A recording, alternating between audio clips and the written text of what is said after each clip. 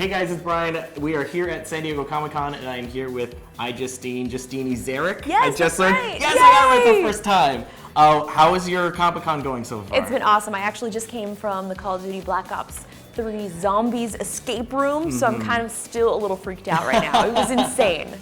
We were gonna do that, and I regret not doing it. Hey, now. it's still there. You can still go. There's plenty of time. So we're here to talk about your book. Yeah. iJustine, an analog memoir. First of all, like the cover alone, I love. Like, what inspired you to do the whole Steve Jobs thing? It really started out as a joke because like I brought all of the stuff to like, you know, film or take a picture as Steve Jobs, and then when we actually got the pictures back, we were like, this is perfect. And even as we were shooting it, I was like, this kind of encompasses everything that I've sort of been doing. You know, I've been such a huge Steve Jobs fan. I love Apple and I love technology, and kind of just merging all of those things together.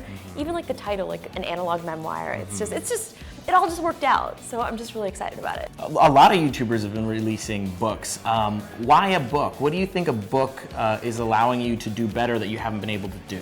I think it's allowing you to tell a story that you're not able to really tell through video or through blogs, because a lot of times on YouTube, you know, you're seeing one single video from someone and you don't actually get to tell everything. So it's like being able to just have that sort of thing to sort of tell the behind the scenes story of, you know, how people got here and to inspire them and stuff like that. So yeah, it's been really cool to see all my friends with books, and it's like I have a whole friend YouTuber bookshelf, and it's really cool. What other books have you read from one of the other YouTubers? Oh man, I just actually finished Joey Graceffa's, which is fun because we both sort of released ours around the same time. So it's just so funny because it's like, you're my really good friend, and there was things that I learned that I never knew about you. Ooh. So it was really fun. Well, what can fans learn in the book that maybe they don't know? They've been probably watching you for a really long time. They have. It's funny too because a lot of people be like, I remember when you did this, and then I just kind of like go into further depth of different things that have happened, and sort of just telling that whole story, because I also did this thing where I streamed my life for 6 months straight. Like I wore a camera on my head.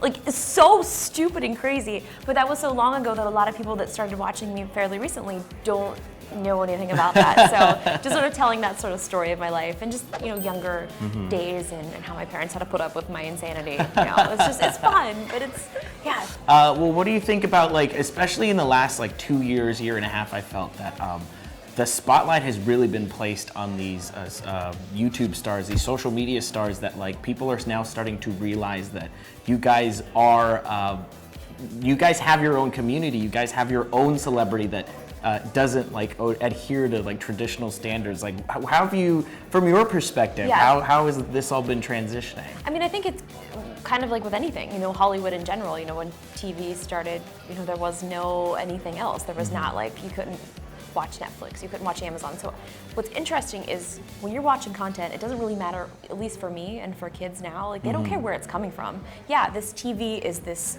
box that I'm getting my content. I don't care if it's on cable, I don't care if it's on Amazon, I don't care if it's YouTube. I just want to consume this content. So I think it's just, a lot of my friends happen to be YouTubers because that's sort of the whole thing that I'm into. But there's Snapchat stars, there's Vine stars, and there's all of these different communities. And you know, everybody has sort of this thing that they do in their own sort of special way. All right, I'm gonna nerd out with you a little bit. All right. Because I don't have that many coworkers that like, I'll say things that we don't know what you're talking about. We have to talk E3.